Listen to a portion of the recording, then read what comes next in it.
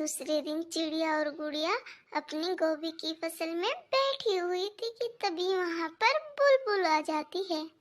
रानू, मेरा बेटा बुलबुला गोभी के पकोड़े खाने की बहुत जिद कर रहा है। मुझे 10 रुपए की गोभी तो देना। ले जाएं बुलबुल बहन, आपको जितनी चाहे उतनी गोभी ले जाएं। वैसे भी तो मेरी ये गोभी की फसल सारी पानी में ही तो सड़ रही है। बुलबुल चिड़िया से प्याज लेकर चली जाती है। गुड़िया कुछ सोच रही थी, फिर वो अपनी मम्मा को कहती है, मम्मा, बारिश में पकोड़े तो सभी पक्षियों को पसंद होते हैं। क्यों ना हम अपनी गोभी के पकोड़े बनाकर बेचें। ऐसे हमारी फसल भी खराब नहीं होगी और हमें मुनाफा भी होगा। रानू को गुड़िया का विचार पसंद आता है। गुड़िया बेटा, बात तो आपकी ठीक है।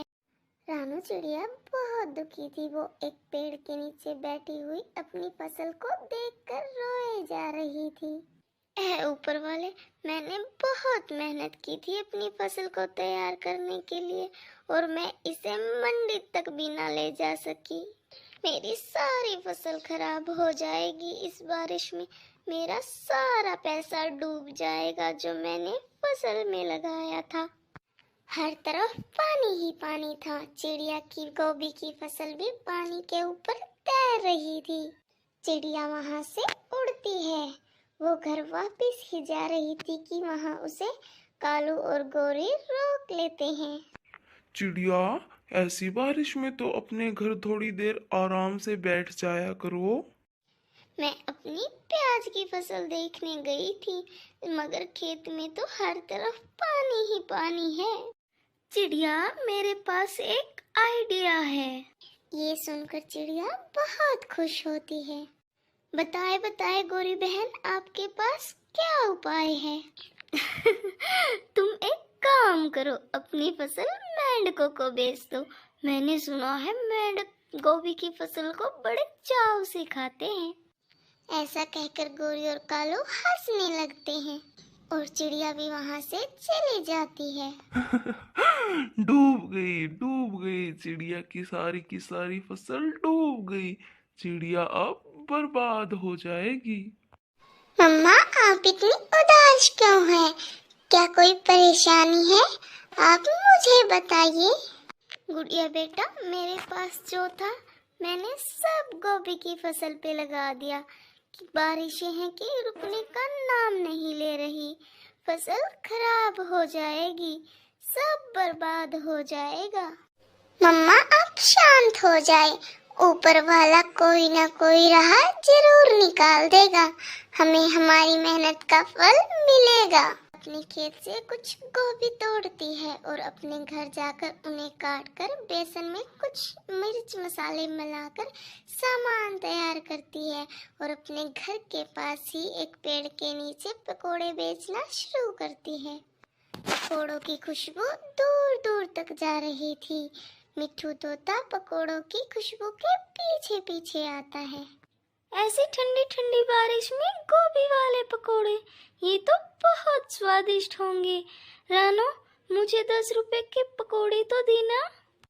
मिट्ठू अंकल, ये पकोड़े बहुत स्वादिष्ट हैं। आप अपने पंख चाटते रह जाओगे। मिट्ठू चिड़िया से पकोड़े लेकर खाता है। कुछ ही देर में चिड़िया के पास पक्षियों की भीड़ लग जाती है और उसके सारे ही पकोड़े खत्म हो जाते हैं और उन्हें मुनाफा भी बहुत होता है। चिड़िया मान गई मैं तुम्हारी बुद्धि को। ऐसे तुमने अपनी फसल को भी खराब होने से बचा लिया और मुनाफा भी कमा लिया। हाँ गोरी आंटी, मुनाफा तो हुआ और हमारी गोभी की फसल को अब मेंढक नहीं पक्षी पकोड़े खाएंगे। गोरी गुड़िया की ये बात सुनकर बहुत शर्मिंदा होती है। ले गोरी बहन, आप ये पकोड़े अपने घर ले जाएं। अगर आपके पास पैसे नहीं है तो कोई बात नहीं, आप बाद में दे देना। गोरी शर्मिंदा तो बहुत थी, लेकिन वो पकोड़ों को कैसे छोड़ सकती थी। वो पकोड़े लेती है और अपने घर चली जाती है। अगर दोस्तों हम कोई भी काम मेहनत से करते हैं तो उसमें हमें सफलता जरूर मिलती है आपको ये कहानी कैसी लगी कमेंट करके जरूर बताना। कालू कौवा एक आवारा कौवा था। वो उड़ते हुए अपने घर जा रहा था कि तभी उसे नदी पर बैठी हुई एक कौवी दिखाई देती है और वो उसके पास जाता है।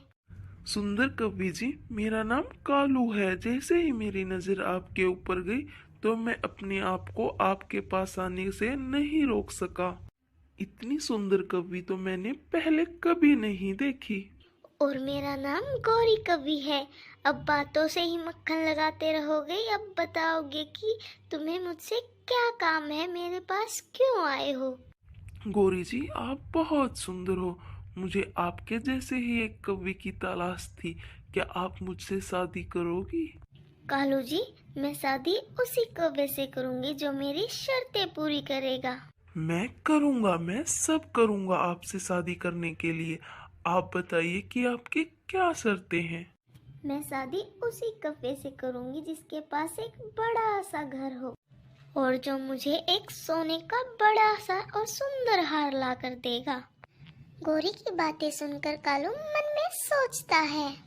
घर तो मेरे पास है, लेकिन सोने का हार मैं कहाँ से लाऊंगा? हाँ, एक काम करता हूँ। अभी के लिए मैं झूठ बोलता हूँ। गौरी जी, फिर तो आपकी और मेरी शादी पक्की। मैं आपको एक बड़ा सोने का हार ला कर दूंगा और घर तो मेरे पास पहले से ही बड़ा है। कालू जी, क्या आप सच बोल रहे हैं? क्या आप मुझे सोने का हार ला कर दोगे? गौरी जी, आप चिंता ना करें, मैं कल ही आपको सोने का हार ला कर दूंगा और आपको ब्याह कर लेकर जाऊंगा। आपका घर कहाँ है? वो पीछे झाड़ियों के पीछे है मेरा घर। मैं कल आपको यहीं मिलूंगी। ऐसा कहकर गौरी कवि वहां से चली जाती है। मैं अब सोने का हार कहाँ से लाऊं?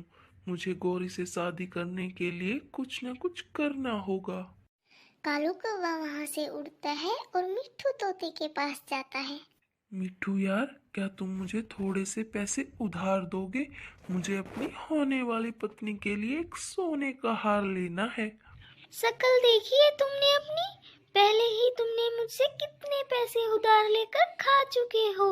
अब मैं तुम्हें कोई उधार नहीं दूंगा। कालू जी, ये हार तो बहुत सुंदर है। गौरी जी, अब तो मैं आपके लिए हार भी ले आया हूँ। अब होगी हमारी शादी।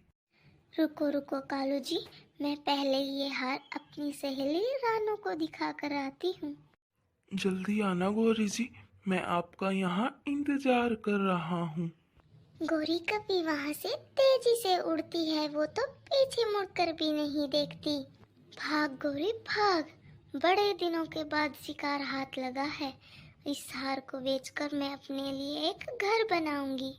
गौरी कभी वहां से उड़ते उड़ते दूर निकल जाती है और कालू कौवा वहां पर बैठे बैठे उसका इंतजार कर रहा था। गौरी जी अभी तक नहीं आई।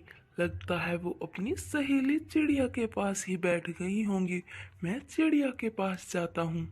कालू कौवा उड़ता है और सीधा रानू के घर जाता है।